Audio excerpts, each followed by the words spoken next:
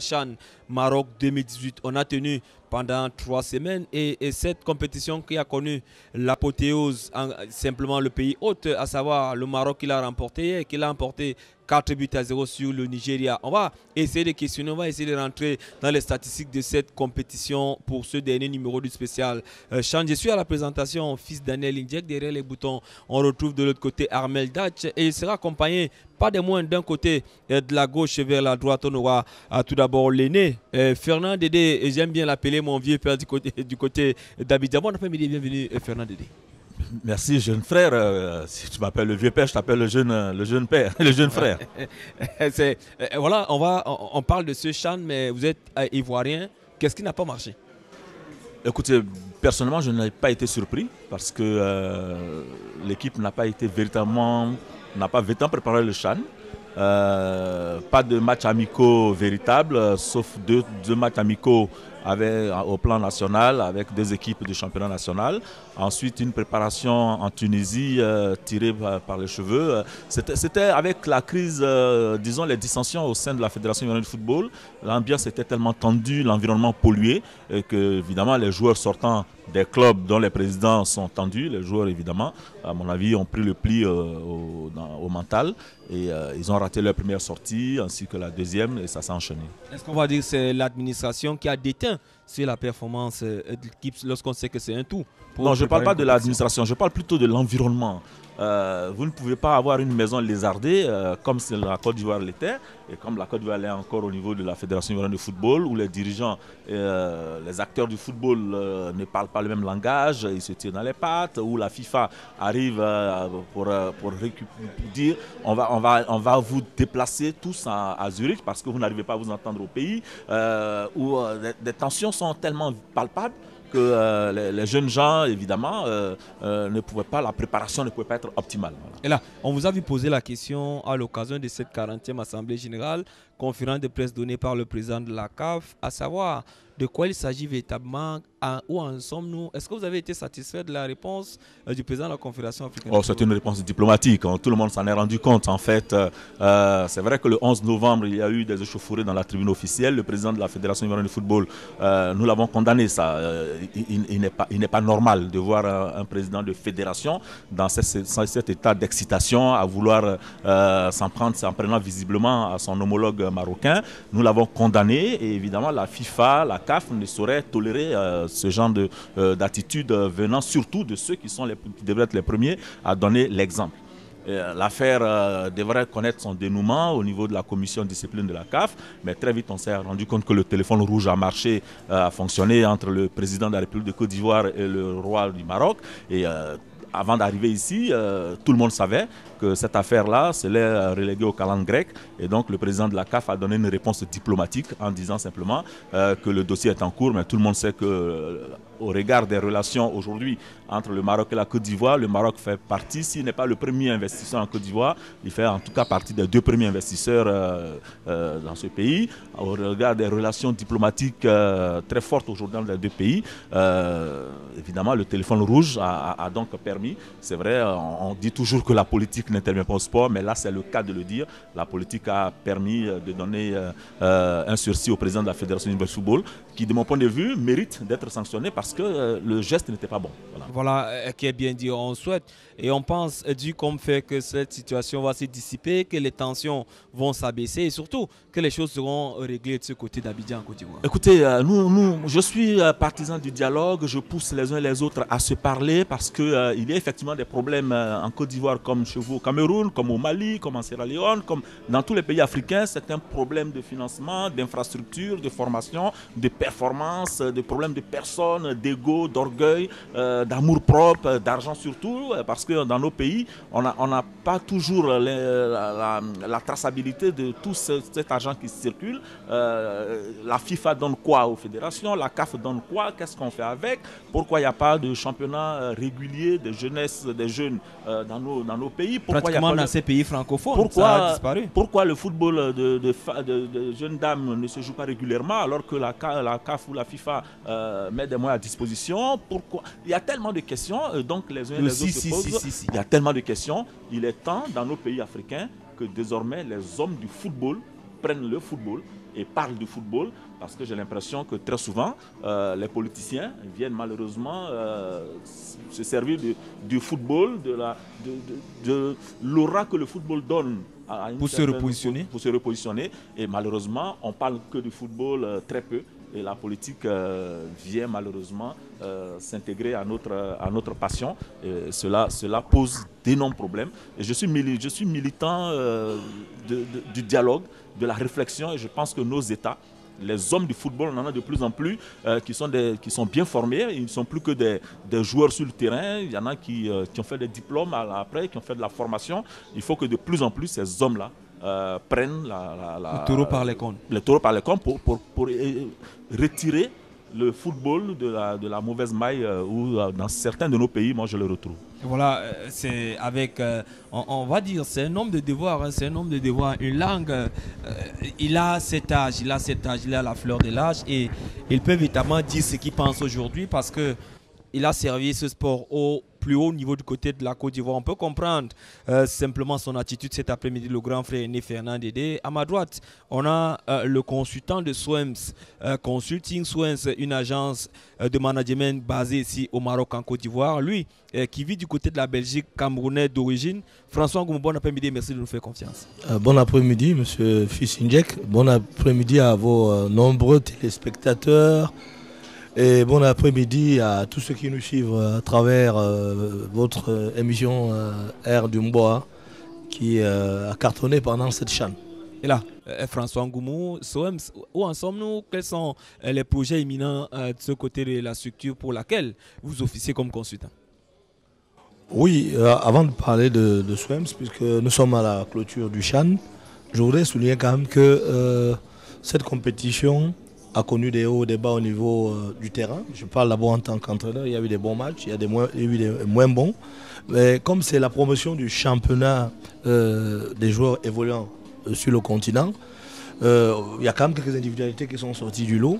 Et c'est le lieu pour moi ici de relever El Ayoub du Maroc, le numéro 9. Pas parce qu'il a été meilleur joueur et meilleur buteur, mais il a quand même montré des caractéristiques d'un avant-centre qui, incontestablement, pourra faire carrière professionnelle. Et c'est là, c'est le lieu de souligner et de féliciter la CAF d'avoir initié ce genre de compétition ouverte aux joueurs amateurs. Il y a également le numéro 7, Zakaria Adraf, homme de cette finale, qui m'a beaucoup intéressé par son jeu de percussion, ses dribbles et des qualités qui sont de nature à montrer que le Maroc a toujours su produire des joueurs de qualité, à l'image de Aziz Boudebala, Chamak et bien d'autres. Nous avons encore Badra, le défenseur central, qui est sorti également du lot, un jeune né en 93, donc, mais qui a montré qu'il était de la lignée des plus grands défenseurs africains.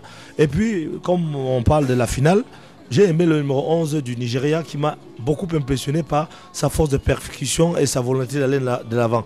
Malheureusement, et c'est paradoxal, pour un attaquant, il a eu 2 cartons jaunes de manière un peu sévère, si on peut le dire. Et dès qu'il est sorti, son équipe s'est retrouvée réduite à 10. Et finalement, cette équipe du Nigeria a sombré. Et le Maroc a eu beaucoup plus facile puisqu'il n'y avait plus de joueurs de percussion qui pouvaient faire reculer l'équipe marocaine.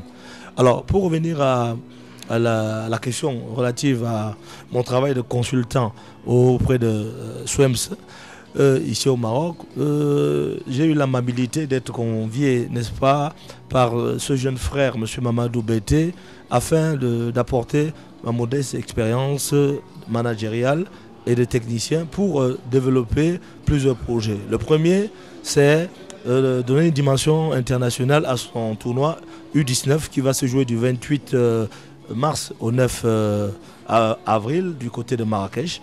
C'est le lieu pour moi ici de lancer un appel à toutes les fédérations et tous les clubs auprès desquels nous avons envoyé des invitations, que c'est un tournoi sérieux, c'est un tournoi pouvant permettre, comme on vient d'évoquer pour le CHAN, de donner la possibilité à des jeunes joueurs africains de partir en Europe dans un cadre légal. Le tournoi va se jouer sur 2 stades à Marrakech. Sur le plan technique, ça va se passer comment? Il y aura deux nations, plus deux pays ou 2 académies dans une poule. 2 nations, 2 académies dans une poule. Non, il n'y a pas de problème que des sélections jouent avec des académies ou des centres de formation. Donc les présidents de clubs ou académies qui vont entendre ce message, qui ont reçu le dossier, qui n'hésitent pas à prendre attache avec le comité d'organisation pour les modalités pratiques d'organisation. Nous avons rencontré la fédération marocaine pour chapeauter et parrainer ce tournoi. Ils nous ont expliqué que cela cadre avec la politique de développement qu'ils ont initiée. Et M. Larguet, directeur technique avec lequel nous avons eu à faire des cours en Europe, a semblé être emballé par rapport à ce projet. Et nous espérons très rapidement que la fédération marocaine, qui tend la main à toutes les fédérations sœurs par rapport à ce que nous savons tous, c'est-à-dire l'organisation de la Coupe du Monde 2026, saura saisir la balle au bon pour chapeauter ce tournoi qui leur donnera également un moyen de communication pour continuer à promouvoir leur campagne pour l'organisation de la Coupe du Monde 2026. Nous savons que les élections, la désignation du pays organisateur aura lieu au mois de juin. Et c'est pour moi le lieu ici, n'est-ce pas, de tendre la main au président de la Fédération marocaine pour lui dire que SWEMS vous a saisi, Monsieur le Président, nous comptons sur vous pour que vous parrainez ce tournoi. Voilà, qui est bien dit par François Ngoumou. On va à se retourner vers le grand frère Fernand Dédé. On va rentrer en plein pied dans cette finale qui finalement opposait le pays hôte, à savoir les Lions de l'Atlas, à la formation des Super Eagles du Nigeria. 4-0. C'est le score qui a sanctionné cette rencontre. Qu'est-ce qu'on peut se dire à travers ce score? Est-ce que la finale a reflété ou encore la formation Nigeria a piché à quel niveau? Écoutez, je voulais juste revenir sur le tournoi de l'Académie du frère tout à l'heure. Je suis enchanté tant que la balle roule, tant qu'il s'agit de mettre les jeunes face à leur passion, leur permettre de découvrir, de gagner en expérience. Par contre, ce qui me gêne un peu, et ça je me suis battu en Côte d'Ivoire contre ce phénomène qui consiste à dire on organise pour l'Europe.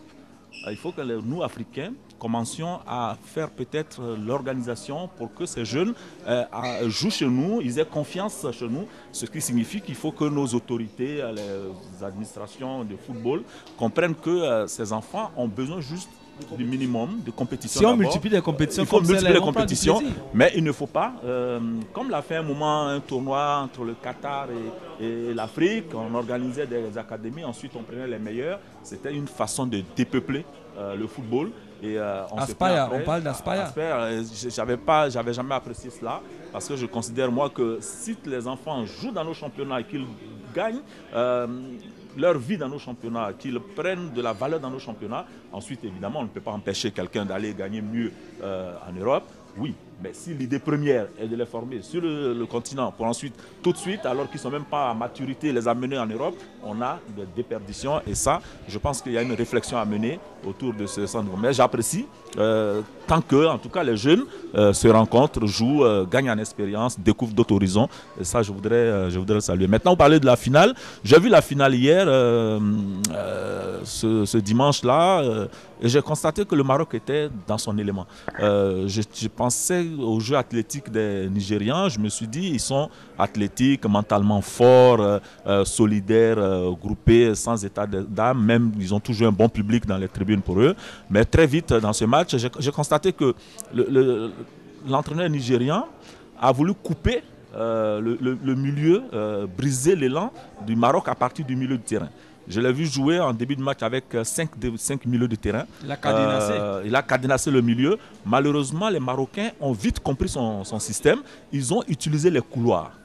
Ce qui étirait totalement le milieu nigérian et qui obligeait les latéraux, la défense à 3 du Nigeria, à être constamment en présence du ballon. Il y avait une présence constante dans les 20 mètres nigérians, de sorte qu'il y avait beaucoup de fautes. D'ailleurs, ce qui est symptomatique de cet état, ce jeu-là, c'est le premier but marocain. C'est pratiquement un but des défenseurs.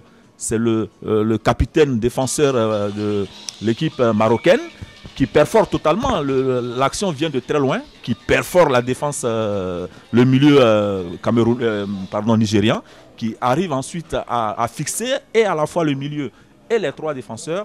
ensuite décalage à gauche parce qu'il y a eu une plongée du latéral gauche marocain et qui fait une action d'école. Une action d'école. Ils ont aspiré. Ils ont totalement aspiré, mais la balle vient tellement de loin, de la défense, parce que les Nigérians n'ont pas vu venir ce coulissement sur le côté et le retrait a été infaillible après en deuxième mi-temps. Mais je pense que le froid, parce qu'il faisait très froid. On était au 3 degrés. Comme par hasard, toute la journée, ce dimanche, il a plu. Et j'ai vu que les Nigériens étaient tétanisés par le froid et par la pluie. Ils ne sont réellement jamais rentrés dans ce match. Ils ont été tenus à la gorge. Je pense que c'était une victoire totalement méritée pour les Marocains. Ensuite, quand vous menez 2-0 tout de suite, ensuite ils sont à 10. Le reste, c'est un jeu d'enfant. Vous êtes mentalement fort, moralement bien, psychologiquement. Vous avez le public qui suit. Vous avez le jeune prince qui est dans la tribune, à qui vous souhaitez faire face. Le reste n'est que du bénéfice, quoi. Là, on va prendre 30 secondes chacun pour parler. François Ngoumou va rentrer dans les statistiques un peu de cette compétition. Vous allez profiter de votre temps de parole pour décrypter un peu cette finale. On se rend à l'évidence que pour parler des chiffres, on a simplement 32 matchs qui se sont disputés, 58 buts inscrit pour une moyenne de 1,28 buts. Ayoub El Kabi, meilleur joueur, meilleur buteur, il rentre dans l'histoire avec 9 buts à son actif. Le Maroc a 16 buts inscrits en 5 rencontres. Meilleure défense avec 2 buts encaissés. Un commentaire rapide en quelques secondes. Oui, le grand frère, bien que n'étant pas entraîneur, vraiment, il a fait une très bonne lecture du jeu. J'aurais pu me dire que l'entraîneur nigérien a voulu même jouer de l'individuel à certains moments donnés. Il a joué un jeu replié, on appelle ça un jeu médian. Il attendait l'adversaire et espérait, par les longs ballons, se déporter très rapidement vers l'attaque. Et c'était son flanc gauche, le 11, Moses, qui était le porteur du danger. Malheureusement, à la 44e minute, son verrou a sauté, il encaisse le but. Et quand ils reviennent à la deuxième mi-temps, il y a un fait majeur, c'est-à-dire un deuxième carton jaune pour son fer de lance. Et directement, donc, c'est devenu une passoire. Et le jeu s'est délité. Il n'y avait plus moyen donc, de verrouiller. Et nos amis marocains, qui, sur le plan technique, tactique, étaient bien en place et ont su exploiter cela. Alors, pour les statistiques d'ordre général, le Maroc est, je crois, la seule équipe qui a pratiquement chaque fois gagné avec 3 buts d'écart. Donc, c'était la meilleure attaque incontestablement. Mais il faut souligner, parce qu'elle jouait certainement chez elle, mais aussi c'est parce que le championnat marocain est professionnel. Donc, les joueurs du Maroc sont des joueurs de qualité. Le WAC a gagné. Ce n'est pas un fait hasard. Donc, nous pourrons que féliciter le Maroc qui est à le vent en poupe ces dernières années. Voilà, qui est bien dit. On va donner la parole au grand frère René Fernand Dédé pour le dernier mot, le mot de la fin. On va dire que ce sera ce mot qu'on mettra un thème à ce programme. Oui, il faut dire que le Maroc met la pression sur tous les pays africains qui ont été désignés pour abriter les prochaines compétitions. La barre est à un point tel que le Maroc est prêt aujourd'hui à suppléer n'importe quel pays dans n'importe quelle situation. Le Maroc, comme le frère l'a dit, se donne les moyens de ses ambitions et donc se place aujourd'hui avec l'Afrique du Sud comme les rares pays africains capables de réagir à tout imprévu. Donc ça a été une bonne compétition. Le Maroc a mérité de gagner, parce que moi j'ai vu le Maroc en 2013 ici à Casablanca et à Marrakech. La Côte d'Ivoire en catégorie cadette avait battu le Maroc en quart de finale, en demi-finale. Et le Maroc vient de gagner et bien sûr, c'est pour ça. Je vais en arriver là. La Côte d'Ivoire avait battu le Maroc et j'ai vu les pleurs des Marocains ce jour-là. Ensuite, à Abu Dhabi, en 8e de finale de la Coupe du Monde des Juniors, la Côte d'Ivoire avait encore battu le Maroc. Aujourd'hui, 5 ans plus tard, le Maroc bat la Côte d'Ivoire en équipe A pour se qualifier pour la Coupe du Monde. Le Maroc est champion d'Afrique au niveau des clubs. Le Maroc est champion d'Afrique au niveau de l'équipe locale, nationale locale. Attention, le Maroc a pris la mesure de la construction de son football. Le Maroc a été patient et les autres pays ont du mal à réaliser que le football, c'est d'abord un objectif, c'est une vision, un objectif, ensuite les moyens qui s'en suivent. On va vous dire infiniment merci d'avoir pris ces quelques minutes pour nous servir. Merci beaucoup. Et surtout bon retour du côté d'Abidjan. À vous aussi. Akwaba, Yako. Merci beaucoup et on espère simplement nous retrouver en 2019. Chez nous Maroc, à la maison, à la maison. il ne faut pas que ça change. Il faut que Voilà. le Cameroun tienne la promesse. Voilà qui est bien dit, le Cameroun va bien tenir cette promesse. François Ngoumou, le mot, on a commencé avec vous, hein, on va dire le dernier mot.